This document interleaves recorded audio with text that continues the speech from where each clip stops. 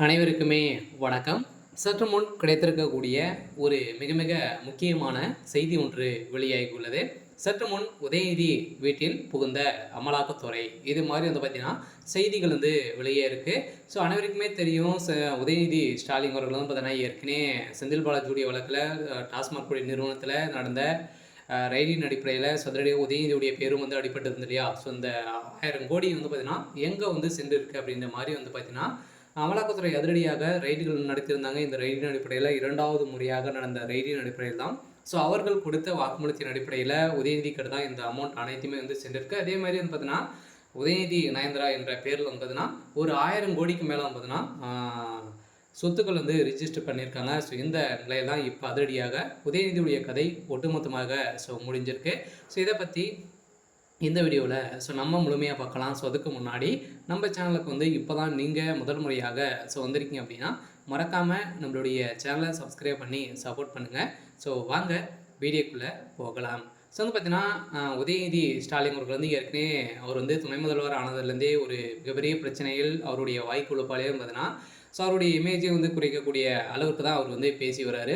இதை தொடர்ந்து செந்தில் பாலாஜியுடைய வழக்கிலும் அதே மாதிரி செந்தில் பாலாஜி அமைச்சராக இருக்கும்போது டாஸ்மாக் நிறுவனத்தில் இந்தியாவிலேயே வரலாற்றிலேயே முதல் முறையாக பார்த்தீங்கன்னா ஸோ தமிழகத்தில் டாஸ்மாக் நிறுவனத்தில் நடந்த ரைடின் அடிப்படையில் எக்கச்சக்கமான பணங்களும் சிக்கிது. அதே மாதிரி குறைந்தபட்சம் 1000 கோடிக்கு மேலே மெகா ஊழல் நடந்திருக்கு அப்படின்ற நிறுவனம் ஆகி ஸோ இப்போ பார்த்தீங்கன்னா வழக்குப்பதிவு செஞ்சுருக்காங்க. இந்த வழக்குப்பதிவின் அடிப்படையில் செந்தில் பாலாஜியுடைய பதவியை ராஜினாமா செய்திருக்காரு. இதை தொடர்ந்து திமுக பார்த்தீங்கன்னா முக்கிய பிள்ளைய திமுகவுடைய அறிவாலயமே பார்த்தீங்கன்னா இதில் சிக்கியிருக்காங்க அப்படின்னு தான் ஒரு மிகப்பெரிய டவுட் பார்த்தீங்கன்னா மாற்றிருக்காங்க. இந்த உதயநிதியுடைய வழக்கை பார்த்தீங்கன்னா இப்போ சிபிஐக்கு மாற்றிருக்காங்க. இந்த அமலாக்கத்துறை வழக்கை சிபிஐ மூலமாக பார்த்தீங்கன்னா ஸோ விசாரிக்க வேண்டும் அப்படின்ற மாதிரி இப்போ அதிரடியாக நீதிமன்றம் உத்தரவு போட்டிருக்காங்க. ஸோ இதன் அடிப்படையில் தான் செந்தில் பாலாஜி அவர்கள் ஏற்கனவே டெண்டர் விஷயத்தில் பார்த்தீங்கன்னா எக்கச்சக்கமான கோடிகள் பார்த்தீங்கன்னா 350 கோடிக்கு மேலே பார்த்தீங்கன்னா அரசுக்கு இழப்பீடுகள் செஞ்சுருக்காரு. இதிலும் மெகா ஊழல் நடந்திருக்கு அப்படின்னு இப்போ பார்த்தீங்கன்னா லிஸ்ட்டு எடுத்திருக்காங்க. இந்த லிஸ்ட்டின் அடிப்படையிலும் இதற்கு அனைத்துமே காரணமாக இருக்கக்கூடியவர் யார் அப்படின்னு பார்த்தீங்கன்னா உதயநிதி ஸ்டாலின் அவர்கள் தான்.